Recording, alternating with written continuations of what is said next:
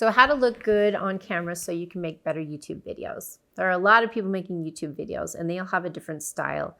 And we're going to talk about the different elements that keep you watching. There's subliminal things that maybe you haven't paid attention to. So here I'm looking at my camera frame here just to look at this lens. There's a lot of different elements and we can just break them down. Number one, location. We picked a nice location, nicely designed. It's clean. It's not my dirty bedroom. You know, you don't see things around here cluttering up. So there's no distraction here. It's just a nice location in the background. And we've got different colors.